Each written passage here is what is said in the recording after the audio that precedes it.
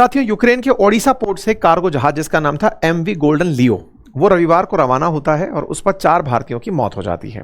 कहा गया कि इसमें से 17 लोगों में से 8 क्रू मेंबर को सुरक्षित बचा लिया गया था। ये वो तस्वीरें हैं जिसके ऊपर हमले के जहाज पर हुए हमले की तस्वीरें जो आपके सामने वीडियो के माध्यम से दिख रही हैं। काला उठता धुआं बता रहा है कि इस जहाज पर भीषण हमला हुआ है। जानकारी के अनुसार इस पर 3 मिसाइलें दागी गई। मिसाइलें रशिया के द्वारा दागी गई थी। सवाल है ये एमवी गोल्डन लियो कहाँ है, क्या है? तो जानकारी के अनुसार 19 जुलाई को ये एमवी गोल्डन लियो नाम का जो जहाज है ये ओडेसा नामक पोर्ट से रवाना हुआ था और निकलते ही इसके ऊपर मिसाइल हमला हो गया।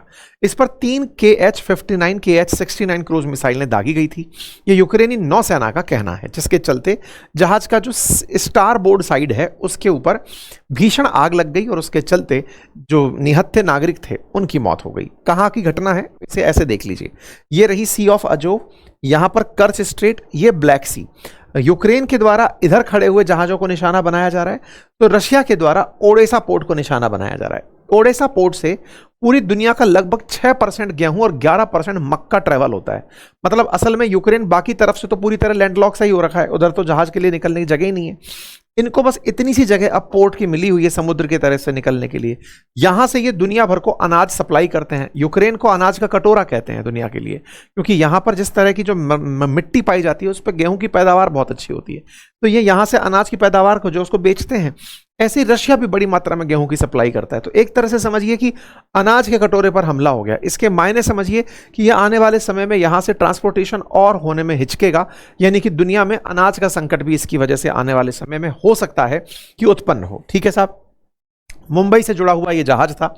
जानकारी निकल कर आती है कि ये एमवी गोल्डन लियो नाम का जो जहाज है इसके स्वामित्व कोई ओशन ग्रेस शिपिंग कंपनी है वो करती है, लेकिन इसका प्रबंधन कोई फ्रेंच शिपिंग कंपनी है वो करती है और उसका रजिस्ट्रेशन टर्की में बताया जाता है। तो ऐसे में इसके ऊपर झंडा लगा हुआ है गिनी और बिसाऊ का, तो इस तरह से ये सबका मिक्सचर हो गया। कुल मिलाकर के भारतीय नाविक थे, इतने पर ही आप काम चलाइए। ये ऑल इंडिया सीफेयरर्स यूनियन की तरफ से जानकारी दी गई कि कौन कौन किस तरह से कहां पर, मतलब इस जहाज की क्या डिटेल्स हैं ये यहां पर डली। पता चला कि गुनिया बिसाऊ का इसके ऊपर फ्लैग लगा हुआ है। टर्किश ओन्ड, जो रिपोर्ट से पता चल रहा है, उसके पास इस कंपनी का ऑनरशिप था। लेकिन इंटरनेट पर जो इस समय जानकारी तैर रही है वो ये कि ओशन ग्रेस शिपिंग कंपनी, जिसका भारत के अंदर भी कोई स्वामित्व का ट्रेस है। अब इसके बारे में कितनी सच्चाई है ये रिपोर्ट्स के माध्यम से पता चली हुई बात है, लेकिन फिर भी हम केंद्रित इस बात पर करते हैं क्योंकि पिछले टाइम पर भी हम ये बात देख चुके हैं कि भारतीयों की मौत पर यह कह करके कि नहीं साहब झंडा तो दूसरे देश का था, हमें क्या लेना देना। ये जो फ्लैग ऑफ प्रेफरेंस है ना, इससे हम थोड़ा साइड में हटते हैं, क्योंकि आप और हम जानते हैं कि शिपिंग कंपनीज जिस भी तरह से चल रही होती हैं वो अपनी कन्वीनियंस के हिसाब से किसी ना किसी देश के जहाज का झंडा या देश का झंडा लगा के अपने जहाज पर चल रही होती हैं। एनीवे, तो फिलहाल के लिए इस जहाज पर हमला हुआ। जानकारी इंटरनेट पर उपलब्ध हुई, कंपनियों के नाम निकल कर आए। इन कंपनियों के नाम के बाद चर्चा हुई मरने वालों की। तो इसमें 4 लोग जिनकी पहचान अखिल जोयन, गुरप्रीत सिंह भट्ट, जगन सिंह और अभिषेक निषाद के रूप में हुई। इन लोगों की मौत की तस्वीरें, परिवारजनों से रिलेटेड जानकारियां, उनके दुख की तस्वीरें इस समय सोशल मीडिया पर वायरल हैं। तमाम परिवारों के अंदर इस बात का बहुत गम है। तमाम प्रकार की सुर्खियां हेडलाइन बन चुकी हैं। तमाम प्रकार की जानकारियां इस समय निकल कर आ रही हैं कि कैसे परिवारजन दुखी हैं और आसपास के लोग, प्रशासन उन्हें सांत्वना देने के लिए जा रहे हैं। चर्चा भारत की अगर की जाए तो भारत के विदेश मंत्रालय के अनुसार ये जानकारी जब दी गई तो बताया कि एक अफ्रीकी देश था जिसका झंडा लगा हुआ जहाज था, उस पर 17 क्रू मेंबर थे, 5 भारतीय उसमें शामिल थे, जिनमें से 5 भारतीयों के ऊपर से जब हमला हुआ तो उनमें से 4 लोगों की मौत हो गई।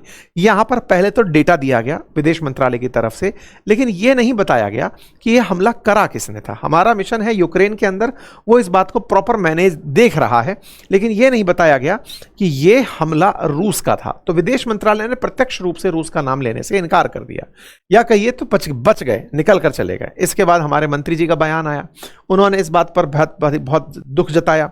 इसके बाद में विदेश मंत्रालय की तरफ से जो रूस के चार्ज्ड अफेयर हैं, राजदूत कहा जाए जिन्हें, प्रभारी राजदूत जिन्हें कहा जाए, उन्हें समन किया गया और समन करके भारत का जो पक्ष है वो उनके सामने रखा गया। तो रशियन चार्ज अफेयर हैं व्लादिमीर लेदेनोव, इन्हें कल बुला करके समन करके अपना पक्ष बताया गया। अपने पक्ष के बाद में ये हेडलाइन निकल कर आती है कि रशियन चार्ज अफेयर को भारत ने बुलाया और उन्हें अपनी बात कही। तो उसका क्या रूस की तरफ से जवाब आया? बिल्कुल आया। रशिया ने कहा कि हम दिल्ली के साथ लगातार संपर्क में हैं, लेकिन साथ में यह भी कहा कि हम संपर्क में तो हैं, लेकिन रूस की तरफ से उन जहाजों पर हमले जारी रहेंगे जिनमें यह दावा किया जाता है कि वो यूक्रेन को हथियार, गोला बारूद या अन्य कोई सैन्य सामग्री पहुंचा रहे हैं।